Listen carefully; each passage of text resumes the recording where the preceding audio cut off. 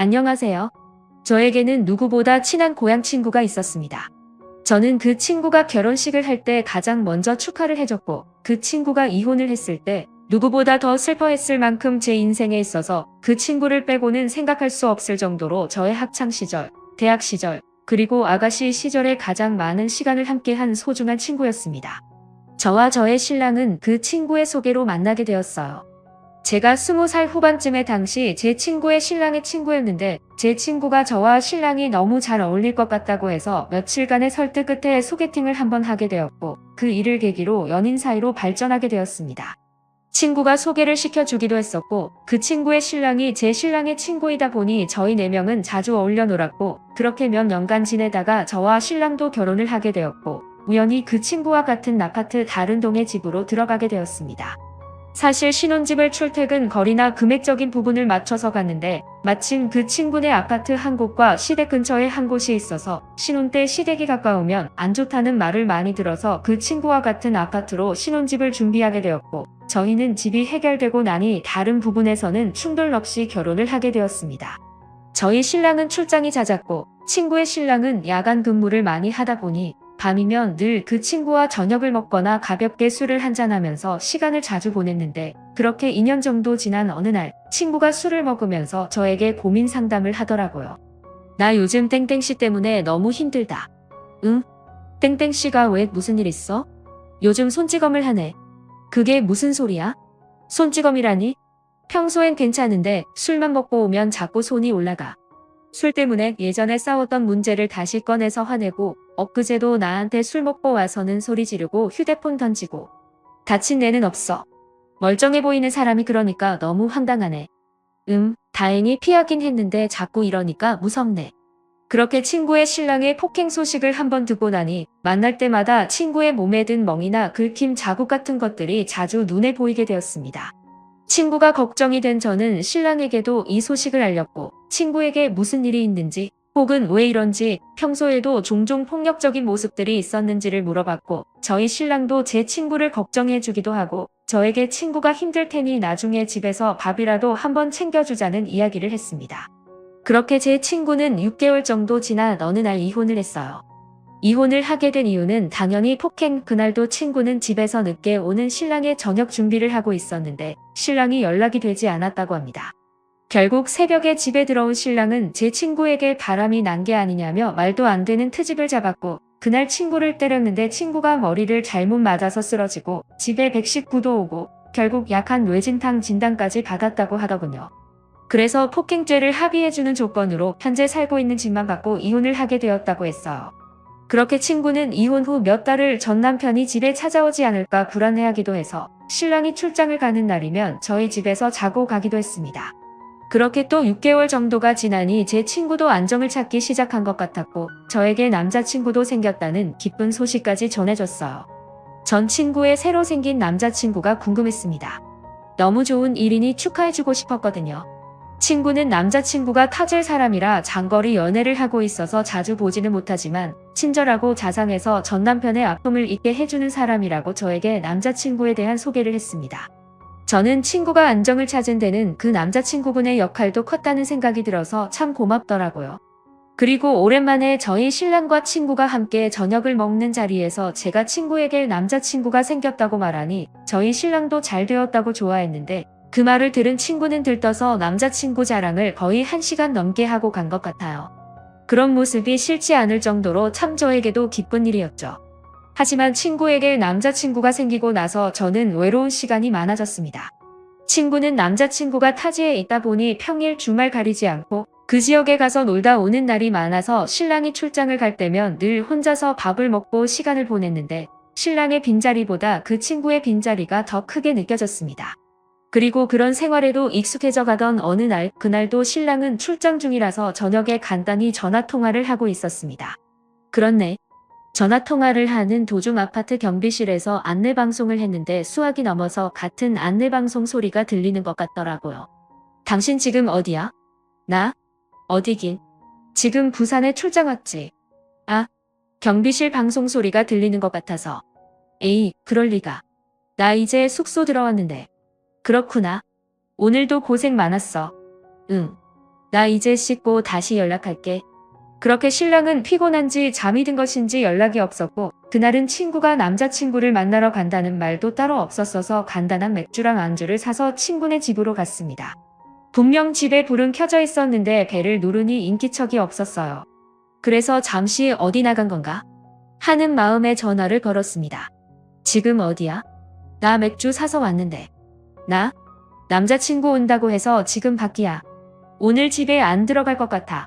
맥주는 다음에 먹자. 그래. 데이트 재미나게 해. 그렇게 발걸음을 돌려서 집으로 가는데 제가 등을 돌려서 가는 순간 불이 딱 꺼지더라고요. 밖이라더니 이건 뭐지?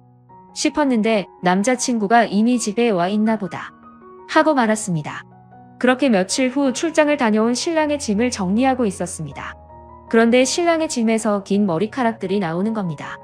이 사람이 바람을 피우는 건가? 하는 생각을 했는데 그동안의 남편을 생각하면 그럴 사람은 아닌데 설마? 하는 순간 갑자기 지난번 통화가 떠오르더군요. 전화 수화기 너머로 들렸던 우리 아파트의 방송 소리. 그 소리가 생각이 났고 저는 그 길로 나가서 경비실로 갔습니다. 저랑 제 친구가 옆동이라 경비 아저씨와 잘 알고 지냈거든요. 안녕하세요. 혹시 저 신랑이 요즘 여기 자주 드나들던가요? 안 그래도 말씀드리려 했는데 요즘 왜 신랑분 혼자 다니세요? 제가 요즘 시간이 없다 보니 신랑이 먼저 친구 집에 가서요. 그러시구나. 안 그래도 며칠 전에 술 드신다고 장 봐서 들어가시던데 맛있게 드셨어요? 네? 네네네. 잘 먹었죠. 추운 날 감기 조심하세요. 혹시나 했는데 그날 신랑이 제 친구 집에 있었던 거였습니다. 정말 괘씸해서 말이 안 나오더라고요. 제가 친구 집을 찾아갔던 그 다음 날에는 제가 친구네 집에서 맥주를 먹었고 맥주를 먹으며 전날 남자친구와 데이트한 이야기를 저에게 미주할 고주할 이야기했는데 세상에 알고 보니 그게 저의 신랑이라고 생각하니 피가 거꾸로 솟는 기분이었습니다. 이때부터 저는 정말 이를 갈았던 것 같습니다. 생각해보세요. 내 남편과 바람을 피우는 여자가 친하게 지내왔던 친구였다뇨? 서로의 가정사정 다 알고 하루 이틀 본 사이도 아닌 그들이 어떻게 저를 기만하고 그럴 수가 있냐 말입니까? 이것들을 가만두지 않기 위해서는 증거가 필요했고 전 그날부터 증거를 모으기에 노력했습니다. 어느 날 밤 신랑이 휴대폰을 찾아보니 거래처라는 이름으로 장소와 시간만 적혀있는 문자가 많이 왔고 최근 문자를 보니 곧 어느 카페에서 보자는 연락이었고 저는 직감적으로 그게 제 친구일 거라는 생각이 들더군요. 메모를 해뒀다가 저는 그 카페로 가기로 했습니다. 먼저 카페에 가서 잠복처럼 앉아있으니 신랑이 왔고 이윽고 친구가 들어오더군요. 둘은 옆에서 앉아서 치덕치덕거리고 뭐가 그렇게 재밌는지 까르르거리고 있었습니다. 저는 실제로 제 눈에 확인을 하고 나니 이 새끼랑은 같이 살 수 없겠다 싶어서 이혼을 결심했고 휴대폰 카메라로 두 사람이 붙어있는 사진을 찍었습니다. 그리고 1시간 정도 앉아있다가 두 사람이 나갔고 저도 놓칠 사람 따라 나갔는데 두 사람은 카페 인근에 있는 모텔로 향하더라고요. 모텔로 가는 그 놈에게 저는 전화를 걸었습니다. 어디냐고 물었더니 아주 태연하게 회사에서 일하고 있지라며 퇴근할 때 제가 좋아하는 마카롱을 사가겠다고 하더군요. 그리고 옆에서 제 친구라는 여는 빨리 끊으라고 신호를 주고 있고요. 그 두 연놈들이 어찌나 가증스럽고 구역질이 나오던지요. 그날 오후 저는 신랑과 친구에게 문자를 남겼습니다. 저녁을 해주려고 하니까 집으로 오라고 했죠. 아무것도 모른다고 생각한 이것들은 저 속여보겠다고 몇 분 차이를 두고 집으로 들어오더군요. 준비해 놓은 마지막 밥상에서 식사를 한 후에 디저트를 먹으며 이야기를 했습니다. 여보, 우리 이혼하자라고 했더니 그들은 놀란 듯 절 동시에 쳐다보더군요. 갑자기 그게 무슨 소리야? 당신이 얘랑 바람 피는 거 나 알아. 나 그렇게 바보 아니야. 이혼해. 미안해. 언제 알았어? 그게 뭐가 중요해? 이혼하자. 그리고 제 이벤트는 여기서 끝이 아니었습니다. 저는 이혼한 친구의 전남편 즉 제 남편의 친구였던 그 사람에게 연락을 해놓은 상태였고 이런 이야기를 하고 있던 중 그 전남편이 저희 집 현관문을 열고는 성큼성큼 들어왔습니다. 그리고는 친구와 제 남편을 때리기 시작했어요. 전 말리지 않았습니다. 남편은 꼴에 제 친구를 보호하겠다고 달려들었다가 보기 좋게 신나게 얻어 터졌고요. 저도 솔직히 화가 난 상태이다 보니 웍을 들고 가서는 그 두 년놈들을 후려팼습니다. 웍이 좀 무게가 나가는 것이었으면 좋았을 텐데 제 팔목이 시원찮아서 가벼운 걸 사용했던 게 너무 후회스럽더군요. 그 난리를 떨고 나서 지쳐서 자리에 앉았고 이야기를 시작했습니다. 나 내 전 남편한테 이야기 다 들었다. 너네 이혼한 이유가 그때부터 내가 내 남편한테 추파 던지고 어떻게 해보고 싶어 하는 걸 남편이 눈치채서 내가 처맞은 거라며? 그런데 어쩜 나한테는 내가 피해자인 척 그러니? 내가 너 같은 걸 친구라고 뒀다니. 그리고 당신 이혼해줄게.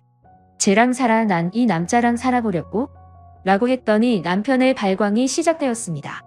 아주 미쳐 날뛰더라고요. 니들이 그렇고 그런 사이였냐면 말이죠. 이놈이 뭐 눈에 뭐만 보인다더니. 솔직히 친구 남편과 저는 아무 사이 아니고요. 이혼할 거 속이나 터져 죽으라고 내뱉었던 말이었습니다. 친구 전 남편도 눈치가 있어서인지 제가 말도 안 되는 소리를 하는데도 듣고만 있어주더라고요. 절대 안 된다는 남편에게 웃으며 이야기해줬습니다. 좋게 이혼하자. 그리고 오늘 있었던 일을 걸고 넘어지면서 뭐 폭행이네 만회하면 나도 가만히 있진 않을 거야.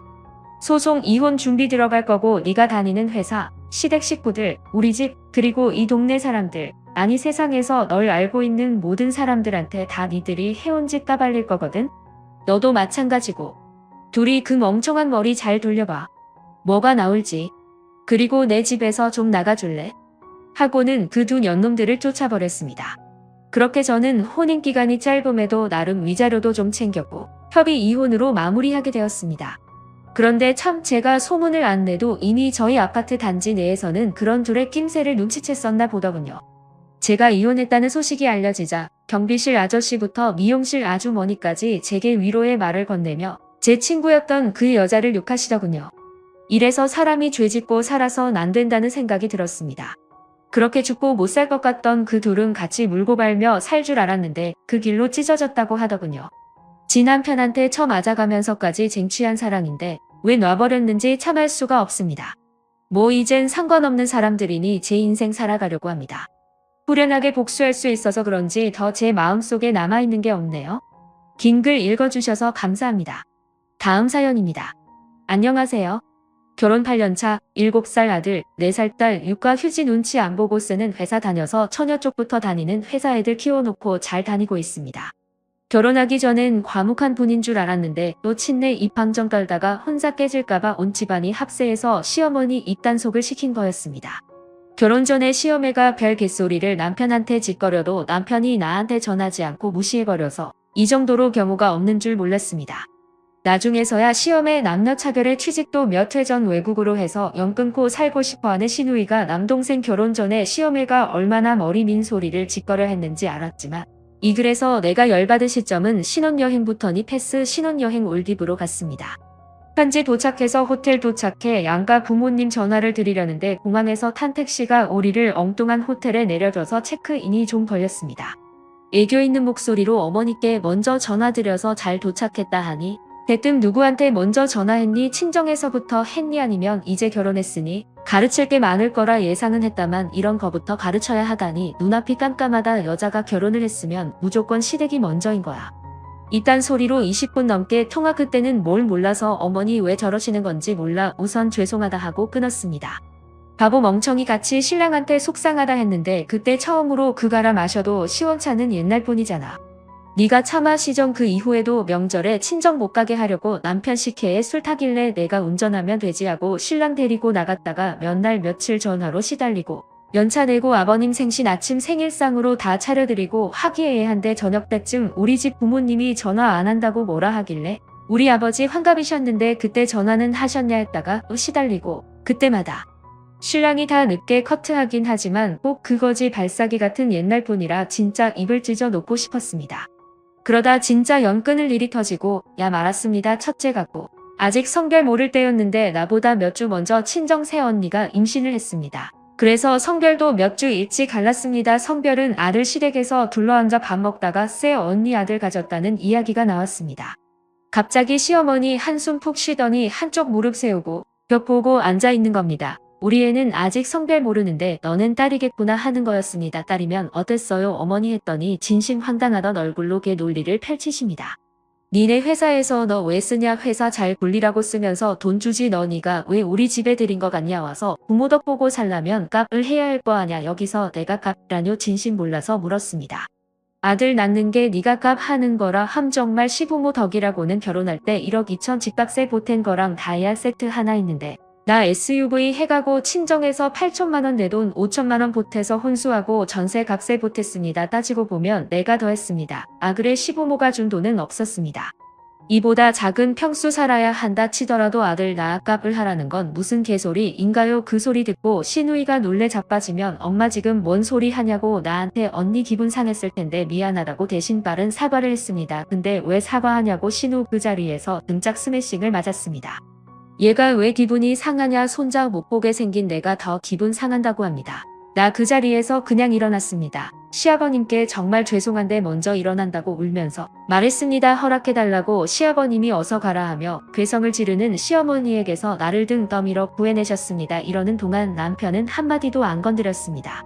주차장에서 쳐대가지고 시집살이를 호되게 당해서 사람이 가슴에 화가 많다며 나한테 그냥 한 귀로 듣고 흘리라 하십니다. 그래서 내게는 흘려도 애가 들었다 하니 앞으로 입 조심시키겠다 시아버지께서 말씀을 하셨습니다. 근데 집에 가는 길에 남편 새끼가 꼭 그랬어야겠냐며 엄마는 잘못했지만 아버지 안쓰럽다고 아버지 말대로 엄마 옛날 돈이라서 그런 건데 그냥 좋게 넘어갈 수 있지 않았느냐 중얼거렸습니다. 차 세우고 내렸습니다. 택시 타고 친정 가는 길에 울면서 아빠에게 전화를 했습니다. 이혼시키겠다 하십니다. 내 딸이 거기 아들 낳으러 팔려간 거냐 시아버지께 전화해서 떨리는 목소리 가까스로 눈물 참으며 이야기를 하셨습니다. 시아버님이 죄송하다 시어매가 실언했다. 제발 애들 이혼은 생각하지 마시라고 했습니다.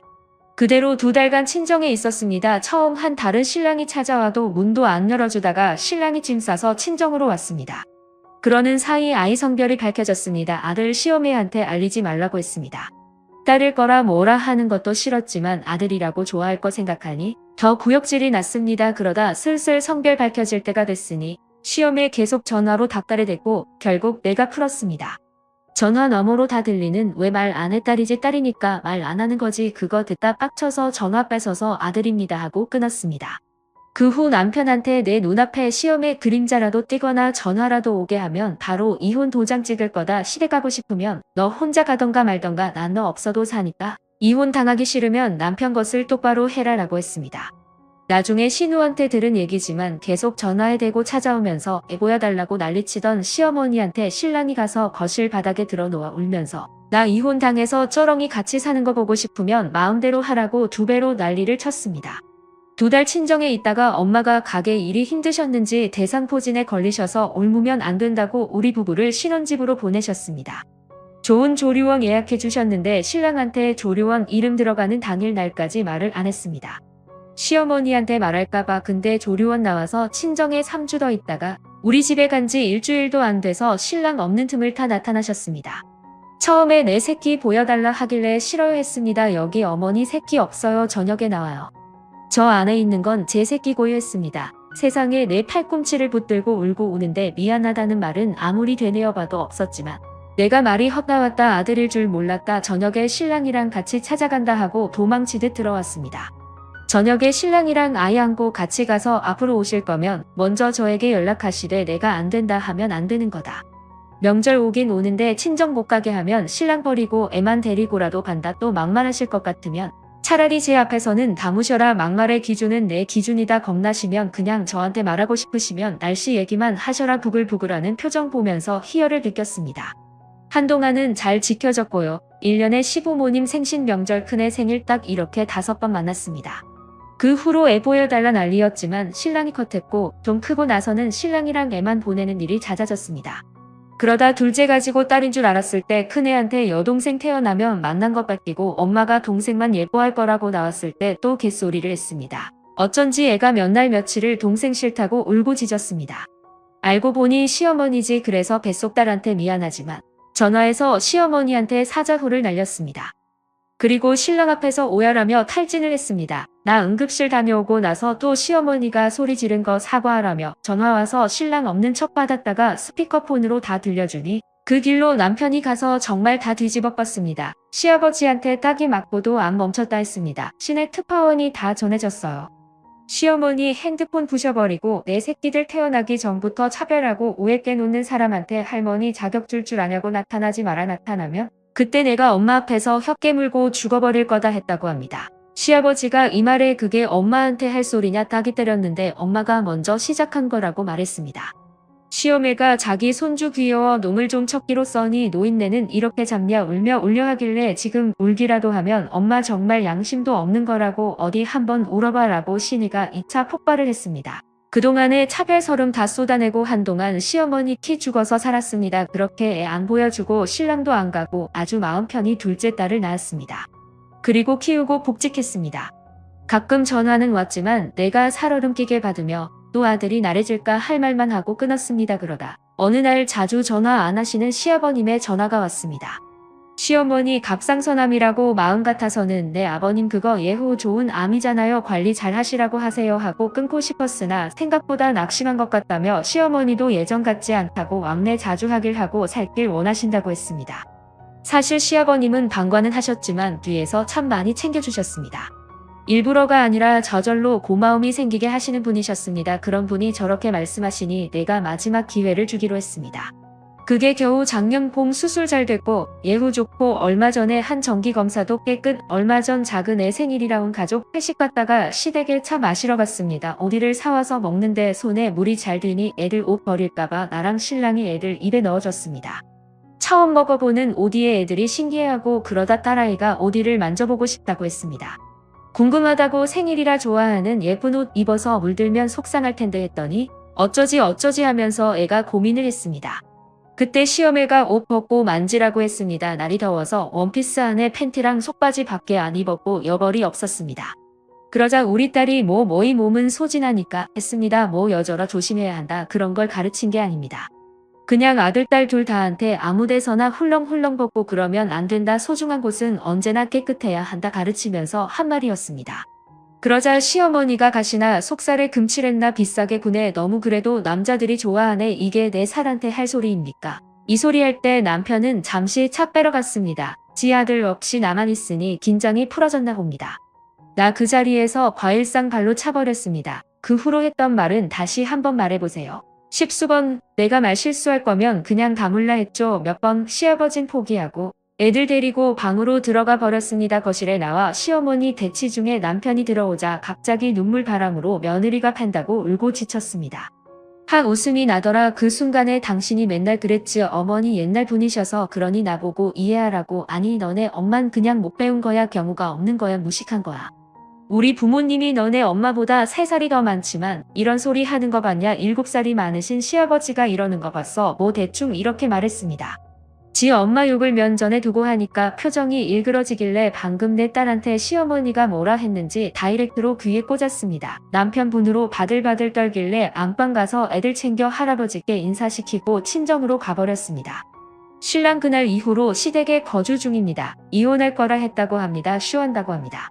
마누라가 직장 탄탄해서 소송해도 애들 친권 못 가져오고 한 푼 건질 것도 없다며 다 엄마 때문이라고 한다고 딱 일주일 그렇게 난리치고 엄마 너한테 사과하게 만든 다음 다시 난 보고 살게 해주겠다며 자기 버리지 말라고 출근하면서 주말엔 집 밖에 몰래 나와서 매일 전화로 빌고 또 비는 중입니다.